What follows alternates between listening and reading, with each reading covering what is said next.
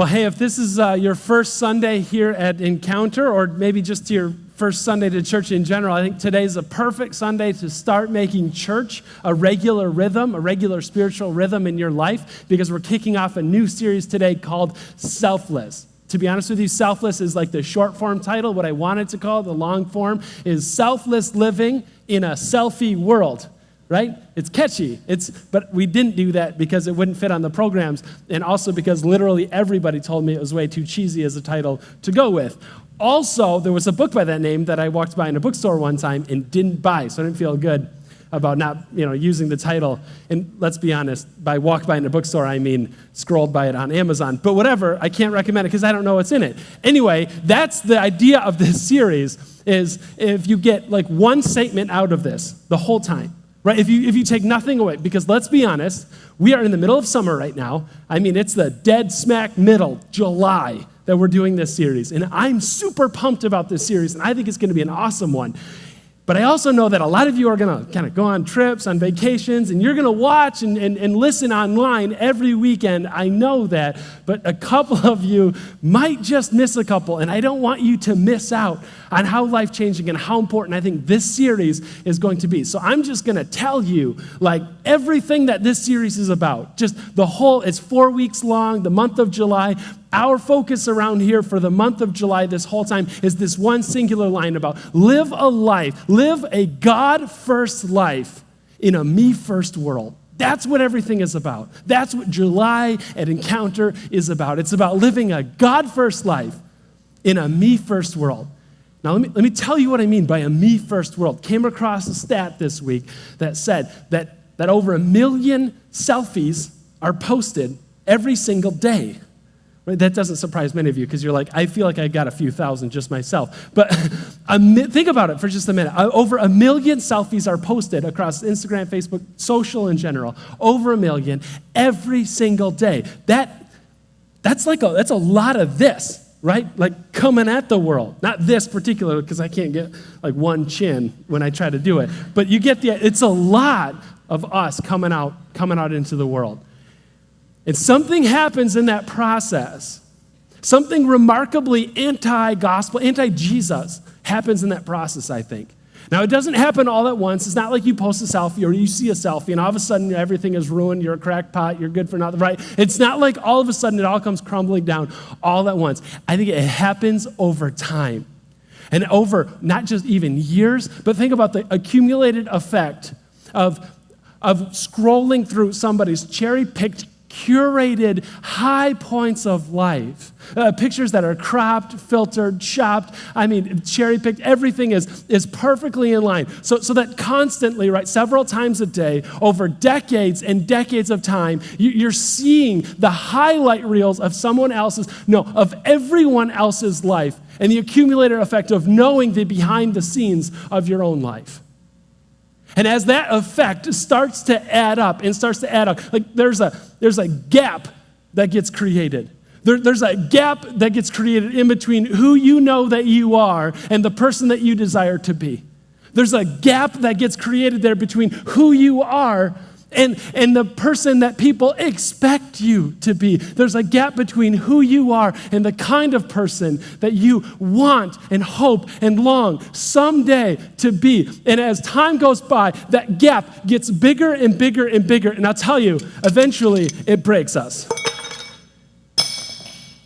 It's enough to crack us under the pressure. I want you to think about watching the curated selections of somebody else's life and what that does in your heart as everyone just puts a fault line or a crack in the pot that is your life. And the accumulated effect over that will crush us. But here's the thing. Isn't it true? Isn't it true that God builds the most amazing things out of broken pieces? Amen? Isn't it true that God builds the most amazing thing out of the broken pieces that are each one of us? We're going to see him do that throughout this series. But in order to see what God does with the broken pieces, that is our heart, that is our life, the accumulated broken pieces over decades of brokenness, We're going to have to see how to live a God-first life in a me-first world. We're going to see that throughout this series in terms of living a God-first life with our time. We're going to see a God-first life with our goals and with our wills, with our wants.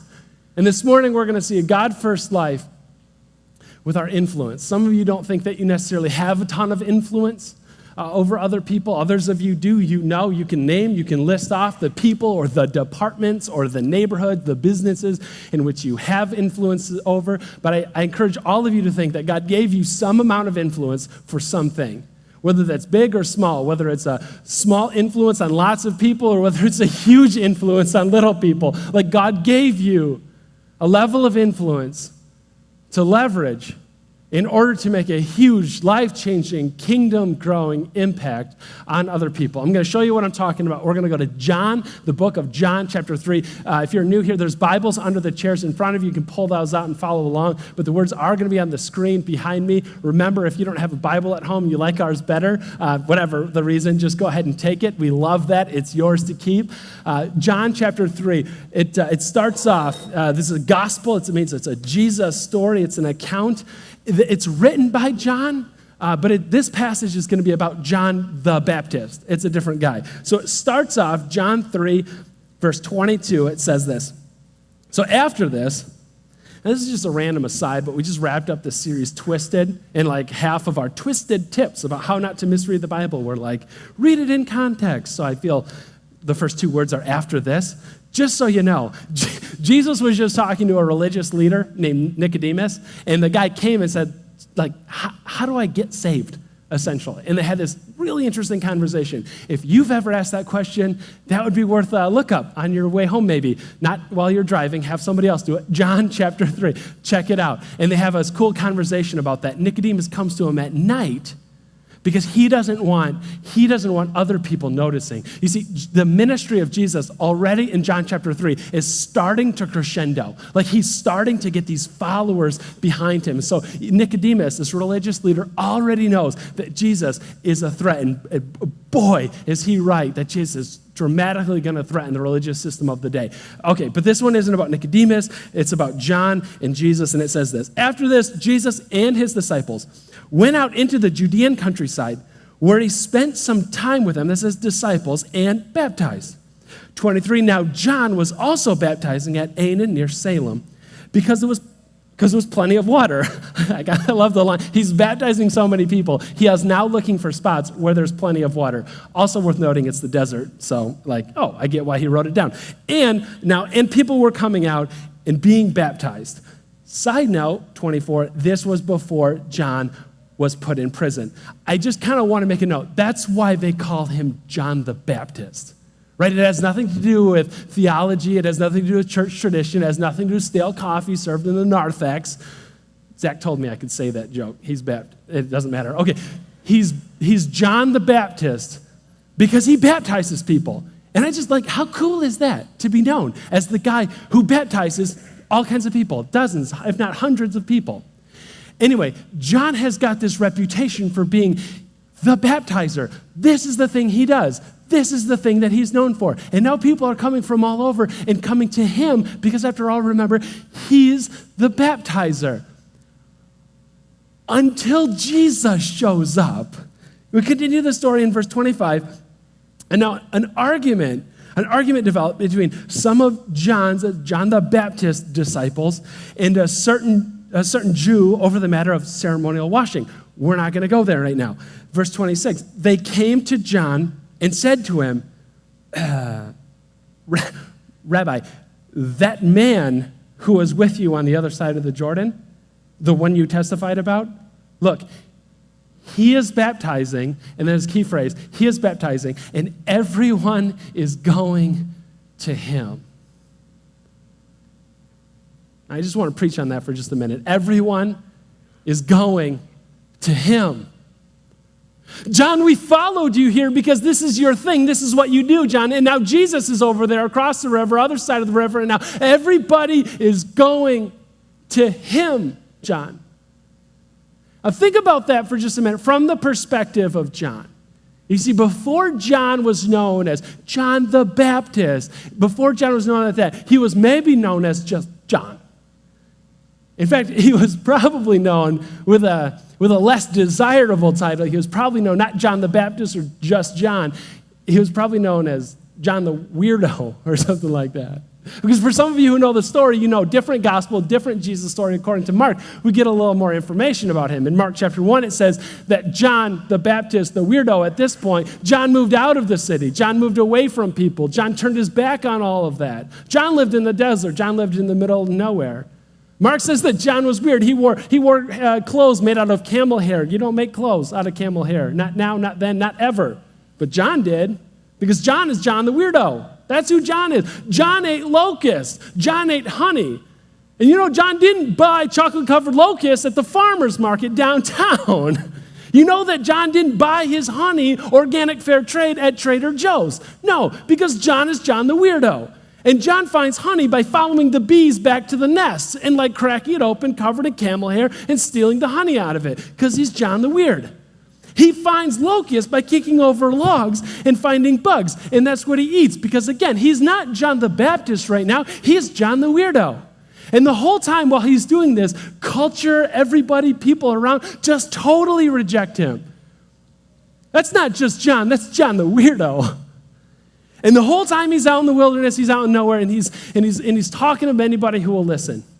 And probably a lot of people who don't want to. And the message that he has again and again is there's a different way to live your life. There's a way to live your life that's not lived underneath the religious authority of the time. There's a way to live your life of turning away, literally repenting away from that stuff. There's a way of living your life where you're not just going through the motions, but like it's written on your heart. There's a way of living your life where there is grace and there is freedom. But first we turn our backs on all the junk, on all the sin, on all the lies, on all the pride, on all the vanity, on all the stuff. You turn away from that and be baptized.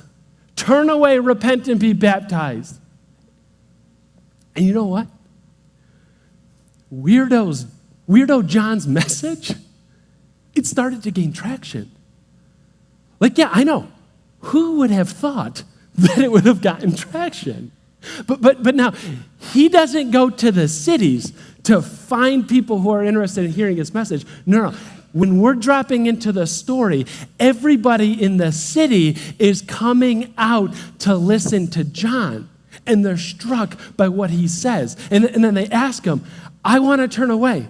I want to turn away from all of the different messed up ways that the world works. I want to reject that stuff.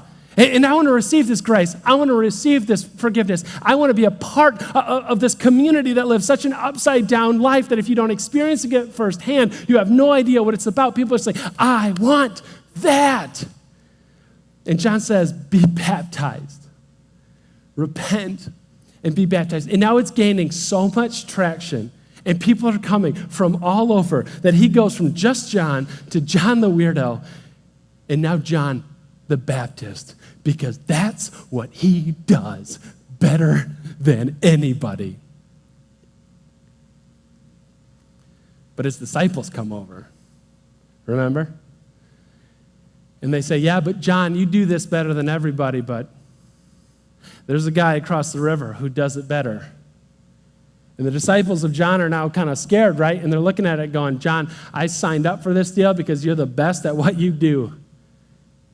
And now, quote, everybody is going to him. Well, listen, friends, this is a 2,000-year-old story about rabbis in Jewish times. It would have no bearing on today, right? Like we would never be found guilty of looking across the river and saying, doesn't it seem like everybody is going to him? What happened to me? Like there wouldn't be the case of a couple junior sales executives at the office who are duking it out for the promotion or for the raise or for the bonus. Like there wouldn't be somebody in a cubicle someday hustling, working hard, making calls, doing everything that they possibly can over a huge period of time. And there wouldn't be somebody who experienced failure after failure after failure until finally something sticks and something lands. And they get known for something, and they get some amount of spotlight and some amount of success. And just as it's looking like all of that has paid off, he looks across the river and says, someone's doing me better than me. And now everybody is going to him. I got little kids in school that I talk about every week. And, no, whatever. Okay, this is a joke. Anyway, I got kids, and I noticed that there's this period at the end of the year where, like, you sign up for the next year. Nobody wants to think about school right now because it's summer, and I get that, but hang with me. There's a period where somebody signs up for the next year. And I can hear, like, the chatter from the other parents about teachers for next year. And I don't think it's just one school or one grade level or college level or whatever it is, but the chatter is like, oh, did you get Mrs. So-and-so, Mr., you got to get this person. You got to get this. Stay away from, I don't know about that person. I mean, I just want to, like, step into the shoes of that person, somebody who has been fine-tuning his craft, her craft, over not just years, but over decades, and they are good at what they do. And then somebody else comes along, and they look across the river and say, why is it that everybody's signing up for his class or her class? Well, why is it that now everybody is going to him or to her? Let me just ask a rhetorical question. Don't do anything with it. But what does that do to your heart? What does that do to your insides? Like, is there some element there where it makes you angry, where it makes you bitter, where it makes you resentful to the person across the river? C.S. Lewis, shameless plug here for our group that meets pub style about C.S. Lewis writing, Mere Christianity, but C.S. Lewis has this quote. He's a theologian, kind of philosopher type. He has this quote that says that, did you know, we take pride, humanity, people, take pride not just in possessing a thing. No, we don't take pride in possessing a thing. We take pride in possessing more of a thing than him or her. Like, I don't just want to be rich. I want to be richer than him. She doesn't want to be fit. She wants to be fitter than her. You don't want your kids to it's not good enough for your kids just to be smart. They've got to be smarter than the person across the river, lest everybody goes to them. That's what the disciples are feeling. That's what's welling up inside of them as they bring this message back to John. But John, I love this so much. He's so wise, and he is so clever, and he has such a good perspective on life and where he stays into it. It's almost like he gets it innately, just already. Before that whole thing, before the comparison game ever even begins, John just draws it up, right? And it's like he goes, you know, the problem with looking across the river, the problem with being more than the person across the river is that there's always going to be someone more than across the river, right? There's always going to be somebody more than your the whole time. And so John's like, no. The solution, he doesn't say this, but what he says next, strongly elusive, the solution isn't lining yourself up with the person across the river. No, it's something else entirely. Listen to what he says. When the disciples come to him, and they're all upset, their hearts are full of bitterness. Everybody's going to him. Verse 27. To this, John replied, a person can receive only what is given them from heaven. There's a lot there, so I'm going to say it again. A person can receive only what is given them from heaven. In other words, John's saying, like, what it sounds like you're saying, what I hear you saying to me, and let me know if this is correct, good active listening, is, hey, it sounds like you're really focused on the people across the river. Did you know that like life, or living the most intentional life you can, or the best life that you can, did you know the following Jesus, the following the teachings, even following in John the Baptist, and that time following my teachings, did you know that has nothing to do with looking across the river? It's almost like he's trying to say, did you know you got to stop looking horizontally and start paying attention to the vertical? And for his disciples, it was like, what? who is this guy? All we've done our whole lives. We spend hours in training on our phones every day to be the best that we can at looking horizontally, evaluating horizontally. And now John says you got to get off that road and pay attention to the vertical. In a sense, he's like, I hear that you're saying the grass is greener on the other side of the river. And you want to find out what they're doing, or you want to go over there, or you're nervous more people are going to go over there. It's like, have you ever considered that maybe God, in his infinite wisdom, when he was drawing up the lines of ability, when he was drawing up the lines of talent, when he was drawing up the lines of blessing, whatever that means, he saw fit to do this over there and that over here. And because he's God and we're not God, however he draws the lines up, have you ever just considered that the solution or the way forward is not by looking over there, but by asking why here? Have you ever just considered that? That the problem that you have if you find yourself discontent, the problem that you have if you find yourself angry, the problem that you have if you find yourself bitter, the problem that you have if you find yourself resentful is not anger, bitterness, and resent towards the person across the river. The problem that you have is anger, bitterness, and resentment towards God, because God in his infinite wisdom decided to draw it up that way, and you're angry about it, you're bitter about it, and you're resentful about it, and I get that. I think everybody that you talk to gets that. Because you don't want to be angry, bitter, resentful for God, so you put it on somebody else. It's his fault, it's her fault, it's their fault instead. When actually it was God. I take a really high view of God and his control and his sovereignty. And I think it was God who drew it up that way. And I get angry about it, and I get bitter about it too. But the way I see it, then you have a choice to make. Because you can be angry, bitter, and resentful to God about what God has done. You can do that. See where it gets you. You probably already live in that place. It's not a nice one. But instead, the other choice, instead of anger, bitter, resentment towards God about how he's drawn it up, if you're looking across the river and somebody else's lawn is greener than yours, this is going to be groundbreaking, I know. You could water your lawn, right? And what that looks like in the vertical relationship with God is you could ask God, I can see what you created them to do, what you created her to do, him to be. I get that. God, what did you ask me to be? What kind of person did you ask me to be? What kind of things did you ask me to do?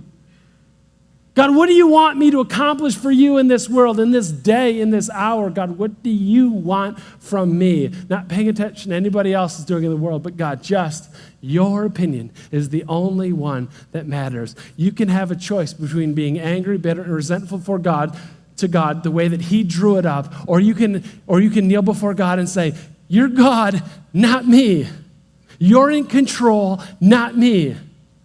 You're the one who knows best. You're the one who has my highest, not just interest, but my highest interest in mind. Lord, you'll make this right. Even at the end of time, you'll make this right. God, you're God, not me. Who do you want me to be? What do you want me to do for you is the choice.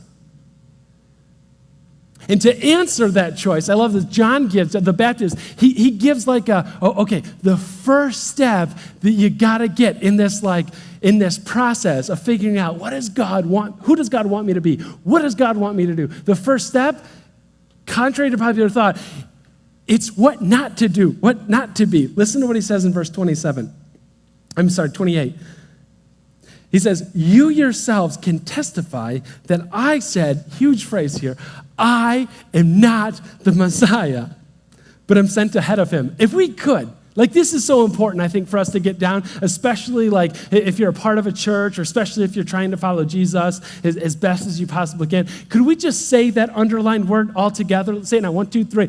I am not the Messiah. You're going to need to say that a few more times this week, because if there's somebody in your life that you're trying to help, or if there's something that you're trying to do, and you determine, God, this is the thing that you've given me to do, this is the person that you've called me to be, and then you put so much on that, and now it's not like the horizontal comparison game that's cracking you into pieces anymore, but it's our own failure to measure up to what we believe God put in our hearts. So you and I, we're going to need to say that a few times this week, can say, oh, no, with me now, I am not the Messiah. You see what John is doing?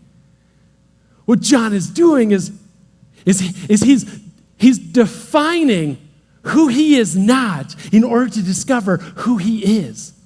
Right? He's laying out just all the things that he is not supposed to do in order to uncover the things that he is supposed to do. I am not the Messiah. He says, I cannot forgive your sins. I cannot redeem your past mistake. I cannot make something beautiful out of the shards of your life, John says, but I know who can, and he's across the river.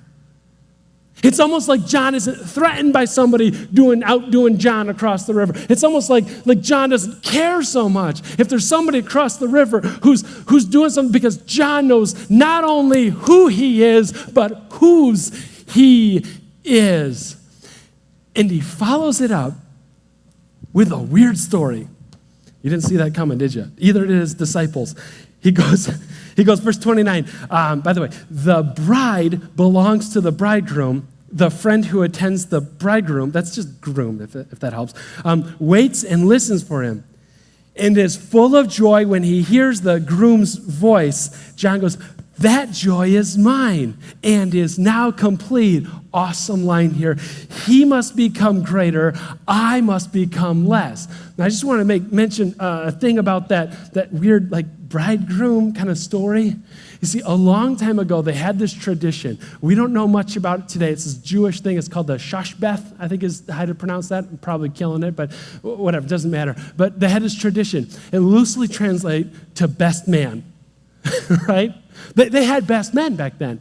It's a friend of the groom. If he's related, if he has a brother, it was probably the brother, not unlike today. But some of you are probably going to be a best man or have been a best man. Maybe you're doing that role this summer for somebody, and you just assume that as best man, your role, your contribution to this wedding is both to plan a bachelor party and make inappropriate jokes during the toast. It isn't, and it's not as funny as you think. Take it from somebody who tells bad jokes. But back then, there was a huge amount of responsibility on that friend of the groom, on that best man, on the shashbeth. The part of the responsibility was, I don't know, he'd plan the ceremony, including the invitations that went out by hand. Could you, for those of you who are getting married this summer, and I know because I'm going to be at a lot of them, but could you imagine handing over the ceremony and the invitations to your best man? Right? Exactly. I know who's laughing right now because I know their best man. Anyway, that was the level of responsibility. It's one of the more nuanced ones. And this is what John is lining in here. One of the more nuanced ones was it was his job to guard the bridal chamber. Remember, they're like tents and things like that, and say hey, it's my job to look out for the bride and keep her good, keep her happy, keep her safe, whatever. Again, nobody would do this to their best man. But that was the best man's job, the shashbeth back then. And he would guard the bride until it was time for the groom to come. And then because it was dark, he would listen for the groom's voice and the groom's voice only. And only then, when the bride and groom were together as the first night as a married couple, did he know that his job, his task was complete. And he would, as it said, walk away in joy because his task is complete.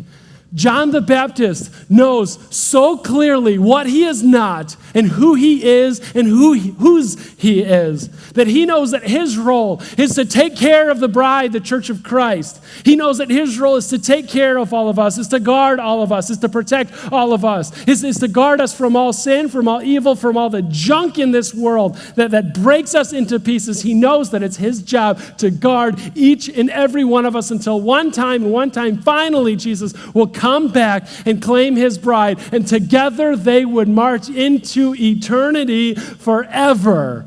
That was John's job. And now when he looks across the river, he isn't threatened. He isn't angry. He looks at somebody across the river who is doing this job of protector and guider better than he could ever do, and he is just so happy and so elated. And you think about everything that was happening in John's life, and I'm just beside myself. Because here's a guy who went from just John to John the weirdo, to John the Baptist. And in fact, he was so renowned. Herod, the king of the region, would come and listen to him. He was so renowned that the people from every cross-section of society, rich and poor, religious, irreligious, they would all come out to hear him teach and to hear him instruct about how to live a God-centered life in a me-centered world. They would all listen to him, and they were getting baptized by him. And then he was making headlines with his message. And now as the story is about to conclude on John the Baptist's life, we see him not making headlines on a page, but losing his head in the jail cell of Herod. His life eclipsed. And he was elated about it because he knew what his role was. I just want to land this all for us and say, my life and yours is going to eclipse. It will come to an end. Something will take it, whether it's old age, whether it's something else. All of our lives will come to an eclipse. And I simply want to ask if you can have the same confidence as John did when he walked away in joy because he knew so clearly what his role was and who he was and whose he was. Can you walk away with that same joy that John the Baptist did when his life became eclipsed, as all of ours will eventually? In the Old Testament, in 1 Samuel 18, it's this powerful story of David and his friend Jonathan. You see, David had been anointed king some years earlier, and nobody really knew about it because it was a private thing, but now more and more people got to know that David would be king somewhere, except what was standing in his way is Jonathan, because there already was a king, Saul, and Jonathan was Saul's son. So while God and a close group of people looked at David as the next king, the whole rest of the kingdom looked at Jonathan as the next king. And Jonathan looked over at David and looked over at what God was doing in David's life. And he said these incredible words that John the Baptist said about Jesus, that he must become greater and I must become less. And like the level of sacrificial heart that it would have taken for Jonathan to take all of his chips and to put them in on David, not himself, to be the next great king over Israel. That his life would be eclipsed by the life of David because that's in God's world, in God's eyes, how God saw it fit. So who's Jonathan to do anything else? And when David finally became installed as king in Israel, Jonathan wasn't there. Because Jonathan chose not to diminish that moment at all for David. Jonathan chose to die on the battlefield next to his dad, Saul. That he would become less, so John would become greater. Listen, all of our lives are going to be eclipsed by something, sometime, somewhere. I just want to invite you to consider, like, whatever you make your life about, is it worth it? Everybody, every single one of us is going to make our lives about something. Maybe it's accumulation. Maybe it's a number. Maybe it's something that floats on the water that you can fish from. Maybe it's a house that you live in, like all a career, status. All of us are going to live our lives about something. I just invite you to consider, is it worth it? Is your life worth giving over to that thing? Is it worth being known as somebody who loved that thing?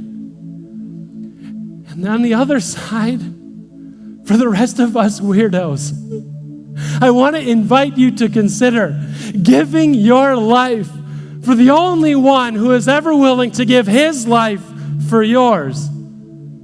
Isn't Jesus Christ, isn't the Son of God worth the sole one worth giving our lives over to?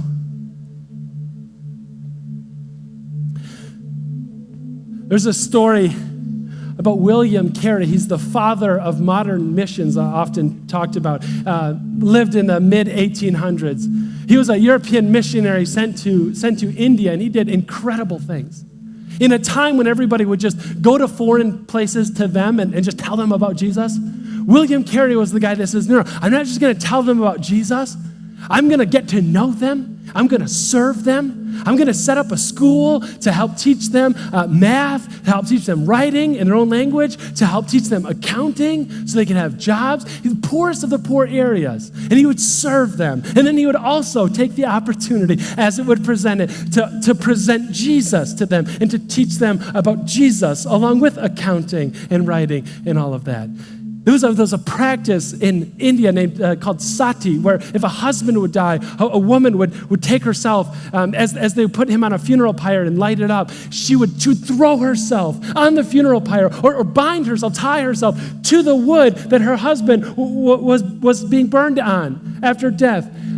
And William Carey was instrumental in India in ending that horrific practice. This guy did so many incredible, amazing things with his life. But when his life was eclipsed, when it all came to a close, as it inevitably will for each one of us, he laid on his deathbed, brought his friend's ear close, and whispered into it. He said, "When I'm gone, don't talk about William Carey. Talk about William Carey's Savior." May we have the courage to do just that. May we have the courage to live every month, every week, every day, every hour with the courage to say, when I'm gone, don't talk about me. Talk about my Savior. What you don't know until you've been to a lot of funerals is what life is actually about. Because every single funeral that I have been to, it has lined up with this one singular purpose about what life is about. That life is not measured in accumulation. Life is measured by how much of it you give away. Life isn't measured by accumulation. Life is measured by how much of it you give away. Nobody talks at a funeral about John had a really, really great boat. Nobody stands up at a funeral and said, I love Susan's house. It was so big and impressive and expensive. Nobody does that at a funeral. At a funeral, what is celebrated is not the accumulation of things. What is celebrated at a funeral is generosity and selflessness. The measure of life isn't what's accumulated. It's how much of it has given away. We all have some level of influence over somebody in our life. And you can take all of that influence and you can put it squarely on yourself. Or you can say, along with Jonathan and along with John the Baptist, he must become greater. Jesus must become greater. I must become less. Would you stand with me? Friends, as I said before, this comes down to a trust issue. Do you trust him? Do you trust him with your life? Do you trust that from heaven he can hear you? Do you trust that he will draw near you? Do you trust that even though the wind and the waves will come, that he will stay by you? Do you trust him?